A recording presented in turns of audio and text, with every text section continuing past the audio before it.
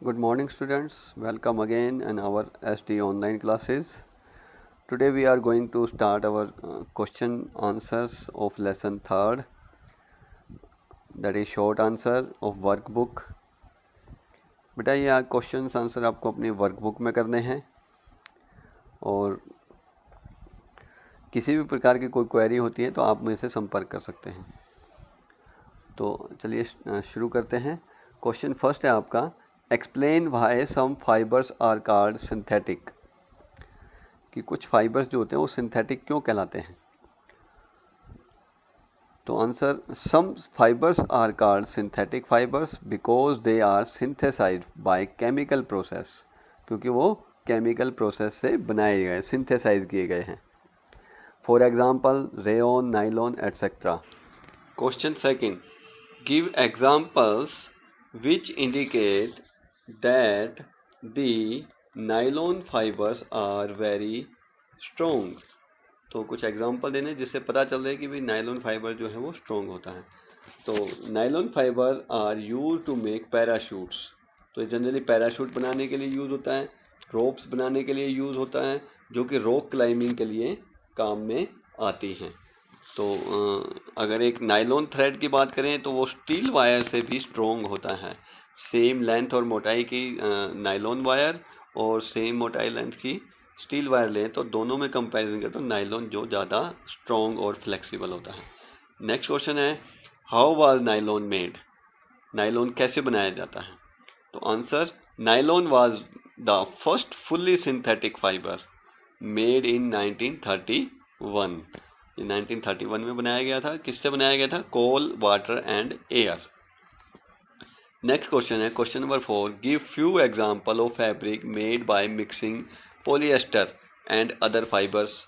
तो आपने एग्जांपल यहाँ पे देने हैं जो कि पॉलिएस्टर या कुछ अदर फाइबर को मिलाकर बनाए जाते हैं। तो आंसर क्या है? फैब्रिक्स आर पॉलीकोट, जो कि पॉलिएस्टर प्लस कॉटन को मिला के बनता है। नेक्स्ट है पॉलीवूल, ये पॉलिएस्टर और वूल को मिला के बनता है। उसके बाद है टेरिकोट, ये टेरिलीन और कॉटन को मिलाकर बनता है, that is terrycot etcetera. Question fifth, why are synthetic fibres becoming more popular than the natural fibres. तो ये जो फाइबर्स हैं सिंथेटिक फाइबर वो ज़्यादा पॉपुलर हैं नेचुरल फाइबर्स की बजाय, क्या कारण है? Synthetic fibers are becoming more popular than natural fibers because they are more durable and more affordable। तो क्या है? ये ड्यूरेबल ज़्यादा होते हैं। ड्यूरेबल मतलब ज़्यादा लंबे समय तक चलने वाले हैं, और अफोर्डेबल भी हैं। अफोर्डेबल मतलब जो कि सस्ते हो सकते हैं, हम इसको कह सकते हैं सस्ते होते हैं, चीपर होते हैं। Also they are available in variety of colours, और ये बहुत ही कलर्स में भी पाए जाते हैं। नेक्स्ट क्वेश्चन है sixth question, a lady went to the market to buy a blanket. The shopkeeper sold her blanket made up of acrylic fibre as well as made up of wool. She prefer to buy an acrylic blanket, can you guess why. तो question क्या पूछता है कि भाई कोई एक महिला अगर ब्लैंकेट लेने गई तो शॉपकीपर ने उसको दोनों बताए, क्या? एक तो एक्रेलिक फाइबर से बना हुआ और एक वूलन से बना हुआ। तो उसने प्रीफर किसको किया? एक्रेलिक ब्लैंकेट को प्रीफर किया। क्या आप गैस अनुमान लगा सकते हैं कि क्यों? तो आंसर है, natural fibre is quite expensive as compare to acrylic. Acrylic क्या है? एक सिंथेटिक फाइबर है और जो कि अफोर्डेबल भी है और ड्यूरेबल भी है। Also acrylic is light in weight, और ये कि बड़ा ही लाइट वेट होता है, ड्यूरेबल होता है, ईजीली वॉशेबल है और available in variety of colours, और ये बहुत सारे कलर्स में मिलता है। तो इसलिए जो एक्रेलिक है वो सिंथेटिक फाइबर होने की वजह से सस्ता पड़ता है और बहुत सारी इसमें वैरायटियाँ मिल जाती हैं। Question number 7, how is it possible that plastic are available in all possible shapes and size. तो प्लास्टिक जो होता है किसी भी शेप और साइज़ में मिल जाता है, क्या कारण है इसके पीछे? तो plastics are easily moulded and can be shaped in any form, क्योंकि प्लास्टिक जो है किसी भी शेप में मोल्ड किया जा सकता है, इसीलिए उसकी बहुत सारी शेप्स हम बना सकते हैं। नेक्स्ट क्वेश्चन है question number 8, why does plastic find use variety of uses. तो प्लास्टिक जो है उसकी बहुत सारी वैरायटीज़ मिलती हैं, उसके बहुत सारे यूजेस की वैरायटी मिलती है, कारण क्या है? तो आंसर इसका, प्लास्टिक इज़ वेरी लाइट, बहुत ही हल्का होता है, स्ट्रॉन्ग होता है, ड्यूरेबल होता है। It can also be recycled, और ये रिसाइकल किया जा सकता है, री यूज़ किया जा सकता है, उसको कलर किया जा सकता है, coloured, melted, rolled into sheets और made into wires. Therefore it has a variety of uses।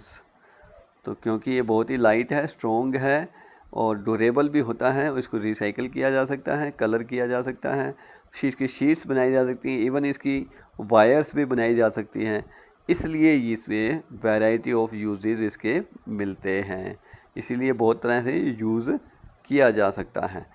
Question 9, Plastics are used for making a large number of articles of daily use, and these articles are very attractive. But it is advised to avoid the use of plastic as far as possible. Why? जैसा कि हम जानते हैं कि plastic के बहुत सारे article बन सकते हैं और बहुत ही अट्रैक्टिव भी होते हैं, बट ये एडवाइस किया जाता है कि प्लास्टिक को अवॉइड किया जाए जितना हो सके। कारण बताएंगे। तो आंसर क्या है? Plastic is non biodegradable and produce a lot of toxic gases on burning which is pollute the environment, so it is advise to avoid the use of plastic. क्यों अवॉइड किया जाता है? क्योंकि ये एक नॉन बायोडिग्रेडेबल प्रोडक्ट है और अगर इसको ख़त्म करने की कोशिश करें तो ये ख़त्म नहीं होता। या तो इसको जलाया जा सकता है, जलाएंगे तो क्या होगा, टॉक्सिक गैसेस प्रोड्यूस होती हैं जो हमारे इन्वायरमेंट को पोल्यूट करती हैं, इसलिए इसको जितना अवॉइड किया जा सके उतना अवॉइड करना चाहिए। Question 10, why a melamine used for making floor tiles, kitchenware and fire resistant fabrics. तो मेलामाइन को हम किचन वेयर में या फ्लोर टाइल्स में इनमें क्यों यूज़ करते हैं? आंसर है, मेलामाइन रेसिस्ट फायर, ये जल्दी से आग नहीं पकड़ता, मेलामाइन को आग नहीं लगती, रेसिस्ट करता है। Tolerates heat better than other plastic, और ये जो फोम है ये काफ़ी हाई टेम्परेचर को बियर कर सकता है। नेक्स्ट है question 11, list few uses of plastic. कुछ यूजेस बताने हैं प्लास्टिक के जो कि हेल्थ इंडस्ट्री में यूज़ किए जाते हैं। तो plastic are use in packing of tablets, thread for stitching, wounds, syringe, gloves and making other medical instruments. तो प्लास्टिक का बड़ा वैरायटी में यूज़ हो सकता है। नेक्स्ट है हमारा question 12, it is advisable not to wear polyester cloth while working in the kitchen और लेबोरेटरी। व्हाई? तो क्या पूछा क्वेश्चन में कि जो सिंथेटिक क्लॉथ्स हैं जैसे पॉलिएस्टर हैं उनको हमें किचन में या लेबोरेटरी में यूज़ नहीं करना चाहिए। कारण क्या है? Synthetic fibres melt on heating, ये जल्दी ही गर्म होने पर मेल्ट हो जाते, पिघल जाते हैं, and also catch fire rapidly, और बड़ी जल्दी आग पकड़ते हैं। The fabric melts and stick to the body, अगर आग पकड़ ली और वो क्या होगा, पहले तो पिघलेगा और आग पकड़ लेगा, पिघलने के बाद क्या होगा, वो बॉडी के साथ चिपक जाता है, जो कि गर्म हमारी जो बॉडी है उसको ज़्यादा जलाता है बल्कि नेचुरल फाइबर्स के। तो question number 13, Rana want to buy shirt for summer. Rana जो है वो समर के लिए, समर मतलब गर्मियों के लिए शर्ट्स बाय करना चाहता है। तो should he bye cotton shirt, क्या उसको कॉटन शर्ट बाय करनी चाहिए, और shirt made from synthetic material, या सिंथेटिक मटेरियल से बने हुए होने चाहिए। तो advice Rana giving your reason. और राना को आप एडवाइस करें अपना रीज़न देते हुए। तो आंसर क्या है इसका बेटा, he should buy cotton shirt. उसको कैसी शर्ट यूज़ करनी चाहिए, कॉटन शर्ट बाय करनी चाहिए। क्यों, क्योंकि कॉटन जो है absorb more sweet and keep the body of the person wearing it cool and dry. और वो क्या करता है, उसकी पर्सन की बॉडी को कूल रखता है और ड्राई रखता है। नेक्स्ट है question, should the handle and bristles of toothbrush is be made of the same material. क्या जो हमारी टूथब्रश होती है उसका जो हैंडल है और उसके जो ब्रिसल्स हैं, उसके ऊपर आगे जो फाइबर्स के दो थोड़े थोड़े धागे होते हैं, ब्रिसल्स बोलते हैं उनको, ब्रश की जो ब्रश होती है वो, तो वो किससे बनते हैं, क्या दोनों एक ही मटेरियल से बनते हैं? Explain your answer. तो इसका आंसर देना है। आंसर क्या है, नो, नहीं ऐसा नहीं है। They can not be made from the same material as the handle is made of plastic which is very hard. Handle जो होता है वो हार्ड होता है, हार्ड मटेरियल से बनता है। वाइल जब ब्रिसल्स जो होते हैं उसके आगे की जो ब्रश होती है, जो ब्रश करने वाला पोर्शन होता है, वो नाइलॉन का बनता है, क्योंकि ये स्ट्रॉन्ग भी होता है, लाइट भी होता है और इलास्टिक भी होता है। तो इस वजह से वो नाइलॉन के बनते हैं। और पीछे का जो हैंडल है वो दूसरे किसी हल्के प्लास्टिक का भी बनाया जा सकता है। नेक्स्ट है हमारा 15, manufacturing synthetic fibre is actually helping conservation of forest. जो सिंथेटिक फाइबर्स बनते हैं, ये कहते हैं कि इससे क्या है कि वो हमारे जो कंजर्वेशन ऑफ फॉरेस्ट में काम आता है। कैसे? तो आंसर क्या है, natural fibres are obtained from plants and animal source. जो नेचुरल फाइबर है वो प्लांट और एनिमल से मिलते हैं। सिंथेटिक फाइबर क्या होते हैं, किससे बनते हैं? Made of polymers chain for which no plant और animal resources needed to be explored. और वो किसी प्रकार के प्लांट या एनिमल से नहीं बनते हैं, तो हमें उनकी ज़रूरत नहीं होती। Thus it help in forest conservation, और हमें किसी प्रकार का पेड़ पौधे काटने नहीं पड़ते और इससे फॉरेस्ट हमारे बच सकते हैं। नेक्स्ट है हमारा question 16, explain the difference between the thermoplastic and thermosetting plastic. और PVC और polyvinyl chloride is a thermoplastic and is used for making toys, chappals etcetera. Bakelite is a thermosetting plastic and is used for making electrical switches, handles of varieties, utensils, etc. Can you write the major difference between these two type of plastic? इसमें बेटा पूछा है, इसमें difference बताना है आपने thermoplastic और thermosetting plastic में। तो आंसर क्या हमारा, सेटिंग प्लास्टिक के बारे में पहले बात करते हैं। तो थर्मोसेटिंग प्लास्टिक कौन सा है? The thermosetting plastic are the polymers in which chain get highly cross linked on heating. तो इसमें कैसा होता है, इसमें जो क्रॉस लिंक हो जाती है, ब्रांच चेन बनती है, जिसकी वजह से बहुत ही हार्ड होता है। और दूसरा इसके अपोजिट में थर्मोप्लास्टिक क्या है, thermoplastic are long chain polymer which no cross linking, जिसकी वजह से थोड़ा सा नरम होता है, सॉफ्ट रहता है। सेकंड क्या है थर्मोप्लास्टिक में, once moulded thermosetting plastic can not be remoulded. एक बार अगर उसको हमने मोल्ड कर लिया, उसके बाद वो फिर से हीटिंग करने के बाद रीमोल्ड नहीं हो सकता। एग्जांपल क्या है, बेकेलाइट और मेलामाइन। इसी प्रकार थर्मोप्लास्टिक जो है, इट एक्सपोज प्रोसेस रिपीटेडली, और ये बार बार रिपीटेडली उसको मोल्ड किया जा सकता है। For example nylon, PVC, polyester, polythene, polystyrene, ये इसके कुछ एग्जांपल्स हैं। नेक्स्ट है question number 17, how are the uniforms of the fireman made flame resistant. जो फायरमैन की यूनिफॉर्म होती है वो फ्लेम रेजिस्टेंस कैसे होती है? Answer, the uniform of the fireman are coated with melamine plastic which is fire resistant, so the uniform become flame resistant. तो क्योंकि उनकी यूनिफॉर्म किससे बनती है, मेलामाइन प्लास्टिक से बनती है। किससे बनती है? मेलामाइन प्लास्टिक, जो कि फायर रेसिस्टेंट होता है।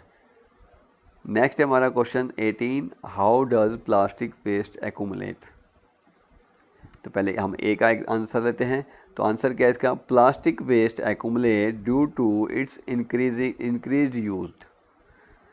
तो प्लास्टिक वेस्ट जो होता है वो बढ़ रहा है, क्योंकि जितना ज़्यादा प्लास्टिक यूज़ होगा, जो लास्ट में उसको डिस्पोज ऑफ करेंगे तो क्या होगा, उसका वेस्टेज इकट्ठा होगा। तो इसी प्रकार वो प्लास्टिक का ज़्यादा यूज़ से वो वेस्ट एक्यूमुलेट हो रहा है। Even if we go out to buy stuff we get thing wrapped in polythene bag that keep on accumulating. जैसे भी हम जानते हैं कि कुछ भी हम सामान लेने जाते हैं तो कहीं ना कहीं पॉलीथीन का यूज़ हर प्रकार के सामान में किया जाता है।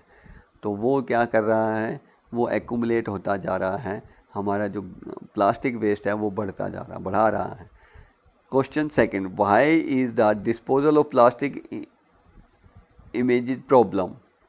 तो जो प्लास्टिक का डिस्पोजल है वो कैसे प्रॉब्लम क्रिएट कर रहा है। Answer, plastic disposal is a major problem because it does not get disposed by natural process. तो ये नेचुरल प्रोसेस से डिस्पोज ऑफ नहीं होता, इसलिए ये एक मेजर प्रॉब्लम हमारे लिए है आज के टाइम की। Question 19, list few practices which help us reduce plastic waste. कुछ ऐसी प्रैक्टिसेस के बारे में बताना है जो कि हमारा प्लास्टिक वेस्ट को रिड्यूस कर सके। तो आंसर है इसका, to reduce plastic waste we should क्या करना चाहिए, कैरी ए कॉटन और jute bag while going for shopping. Shopping के जाने से पहले हमें क्या करना चाहिए, कैरी अपना जूट बैग का यूज़ करना चाहिए। नेक्स्ट है री use plastic bag instead of throwing them away. तो कोशिश करनी चाहिए कि जो हम प्लास्टिक का जो बैग हैं उसका मैक्सिमम से मैक्सिमम री यूज़ करें। नेक्स्ट है हमारा use steel lunch box container etcetera instead of plastic. Plastic की बजाय हमें कैसे यूज़, लंच बॉक्स कैसा यूज़ करना, स्टील का, ये किसी और कंटेनर का हो। तो इस प्रकार से हम प्लास्टिक का रिड्यूस कर सकते हैं, कुछ हद तक कम हो सकता है। Question number 20, write the importance of synthetic polymer in our life.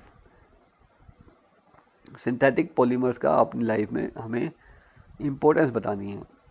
Synthetic polymers और fibres have become an integral part of our life due to their strength, durability, easy maintenance and low cost। तो ये हमारे एक जीवन का एक अभिन्न अंग बन गया है। क्यों? क्योंकि ये बहुत ही मजबूत होता है, स्ट्रेंथ अच्छी होती है, ड्यूरेबिलिटी अच्छी है, लंबे समय तक चलता है और इजी टू मेंटेन, मेंटेनेंस बड़ी आसानी होती है और लो कॉस्ट और बहुत ही सस्ती पड़ती है। They are widely used in making many household articles such as rope, furniture, etc. और ये बहुत प्रकार की हाउस होल्ड आर्टिकल बनाने में काम में आते हैं। They are also used in highly specialised area such as aircraft, ship, health care etcetera. और ये एक इवन एयरक्राफ्ट में, शिप्स में और हेल्थ केयर प्रोडक्ट बनाने में भी इसका बहुत यूज़ होता है। That's all about today's class. In next class we start our new lesson, that is material, metals and non-metal, that is fourth one. Thank you and have a nice day.